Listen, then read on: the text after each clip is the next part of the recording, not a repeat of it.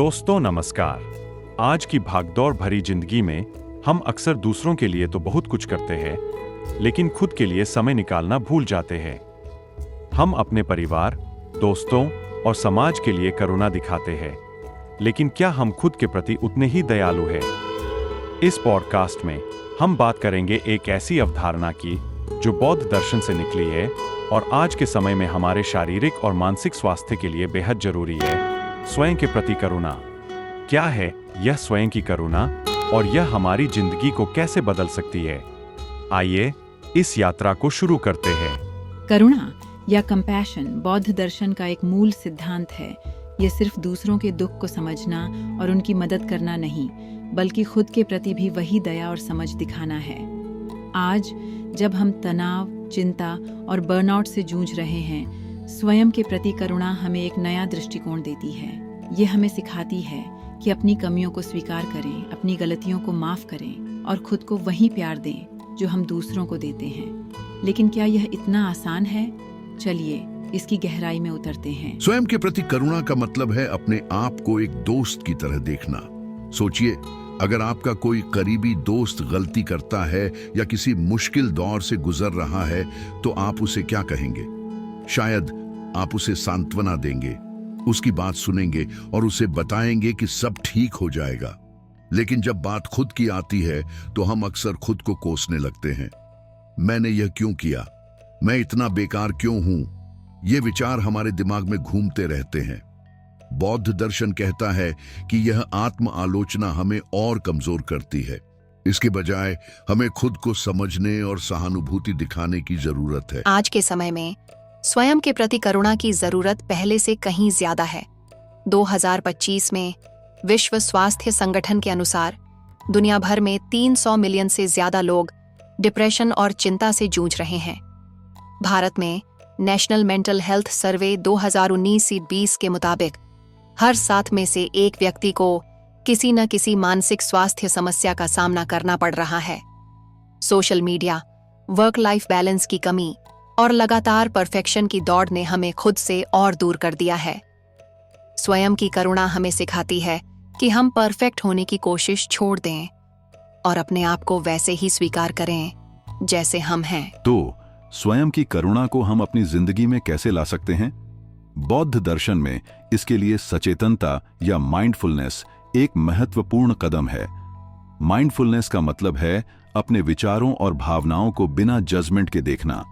उदाहरण के लिए, अगर आप ऑफिस में कोई प्रोजेक्ट पूरा नहीं कर पाए और खुद को दोष दे रहे हैं, तो एक पल रुकें, गहरी सांस लें और अपने आप से पूछें, मैं अभी क्या महसूस कर रहा हूं? क्या यह गुस्सा है, निराशा है या डर है? इन भावनाओं को स्वीकार करें बिना यह सोचे कि आप गलत हैं। यह पहला कदम है खुद के प्रति दयालु होने का। स्वयं की करुणा के 3 मुख्य हिस्से हैं, जैसा कि मनोवैज्ञानिक क्रिस्टिन नेफ ने अपनी रिसर्च में बताया है। पहला है सेल्फ काइंडनेस, यानी खुद के प्रति दयालु होना। दूसरा है कॉमन ह्यूमैनिटी, यानी यह समझना कि दुख और गलतियां इंसान होने का हिस्सा हैं, आप अकेले नहीं हैं। और तीसरा है माइंडफुलनेस, यानी अपने दुख को न तो बढ़ा चढ़ा कर देखना और न ही उसे दबाना। उदाहरण के लिए, अगर आप जॉब इंटरव्यू में रिजेक्ट हो गए, तो खुद को यह कहने के बजाय कि मैं बेकार हूँ, यह सोचें, रिजेक्शन सबके साथ होता है और मैं फिर कोशिश कर सकता हूँ। यह दृष्टिकोण आपको हिम्मत देता है। चलिए एक कहानी सुनते हैं।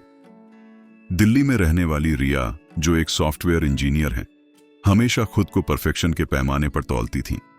हर प्रोजेक्ट को बेस्ट करना, हर डेडलाइन को पूरा करना, यह उनकी जिंदगी का मंत्र था। लेकिन 2024 में लगातार ओवरटाइम और प्रेशर ने उन्हें बर्नआउट की कगार पर ला दिया।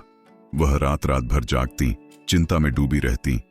फिर एक दोस्त ने उन्हें माइंडफुलनेस मेडिटेशन और स्वयं की करुणा के बारे में बताया। रिया ने हर दिन 10 मिनट खुद के लिए निकाले। वह अपने आप से बात करने लगी, जैसे एक दोस्त से, तुमने बहुत कोशिश की, अब थोड़ा आराम करो। वह खुद से कहती। धीरे धीरे उनका तनाव कम हुआ और वह पहले से ज्यादा खुश रहने लगी। रिया की कहानी हमें दिखाती है कि स्वयं की करुणा सिर्फ एक दार्शनिक विचार नहीं, बल्कि एक प्रैक्टिकल टूल है। वैज्ञानिक रिसर्च भी इसे सपोर्ट करती है।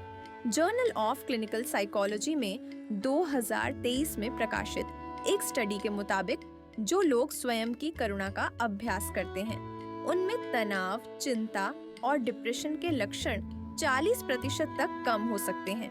इतना ही नहीं, यह हमारे शारीरिक स्वास्थ्य पर भी असर डालता है। जब हम खुद के प्रति दयालु होते हैं तो हमारा स्ट्रेस हार्मोन कॉर्टिसोल कम होता है, जिससे ब्लड प्रेशर और इम्यून सिस्टम बेहतर होता है। तो यह सिर्फ दिमाग की बात नहीं, यह हमारे शरीर को भी ठीक करता है। लेकिन स्वयं की करुणा को अपनाना इतना आसान नहीं है, खासकर आज के समय में।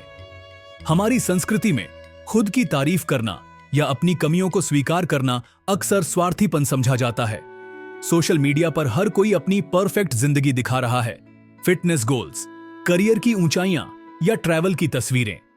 यह हमें एक अनकहा प्रेशर देता है कि हमें भी ऐसा ही होना चाहिए।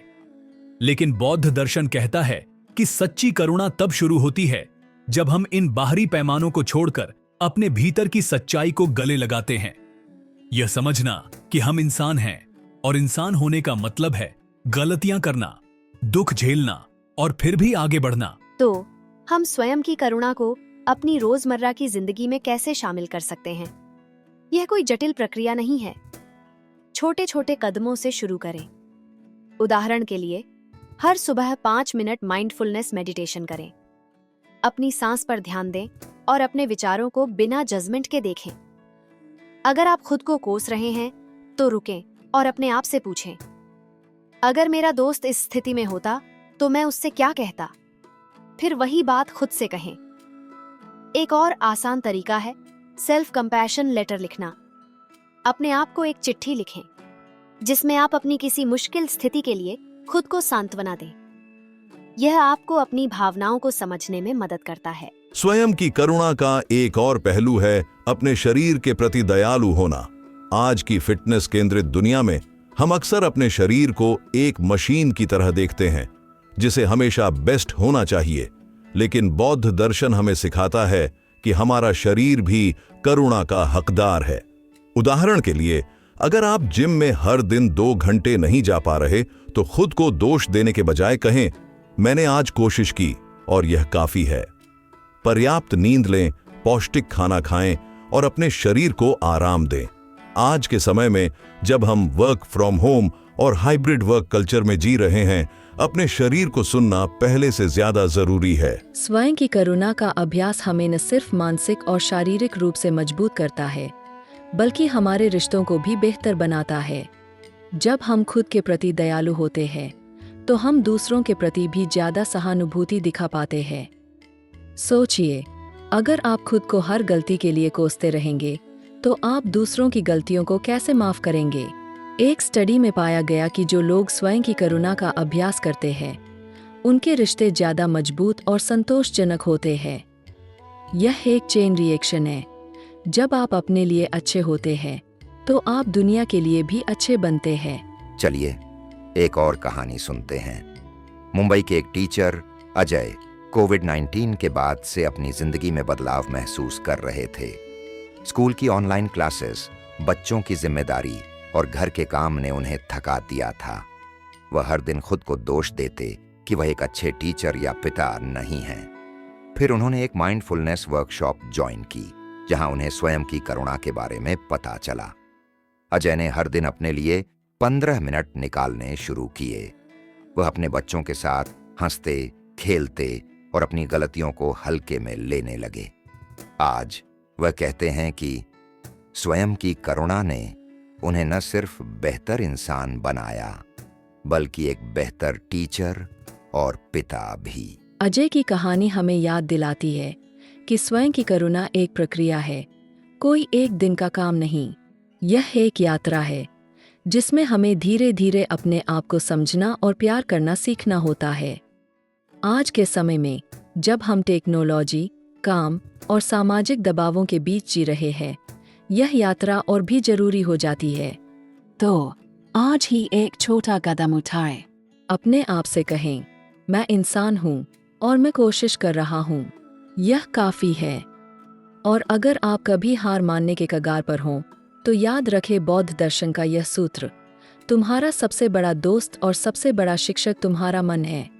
इसे करुणा से भर दो। हम उम्मीद करते हैं कि इस पॉडकास्ट ने आपको स्वयं के प्रति करुणा की ताकत को समझने में मदद की। यह न सिर्फ आपके मानसिक और शारीरिक स्वास्थ्य को बेहतर बनाएगी, बल्कि आपकी जिंदगी को और सार्थक बनाएगी। अगर आपको यह पॉडकास्ट पसंद आया तो इसे अपने दोस्तों और परिवार के साथ शेयर करें। और हाँ, अपने लिए आज एक छोटा सा पल निकालें, गहरी सांस लें, मुस्कुराएं और अपने आप से कहें, मैं ठीक हूं और मैं काफी हूं। अगली बार फिर मिलेंगे एक नई कहानी और एक नई सीख के साथ। तब तक खुद के प्रति दयालु रहें। बौद्ध दर्शन को और गहराई से समझने के लिए और बुद्धिस्ट वे ऑफ लाइफ को अपनी दिनचर्या में शामिल करने के लिए हमारे साथ बने रहें। हम आपके मंगलमय जीवन की कामना करते हैं। धन्यवाद। आपका जीवन शुभ हो।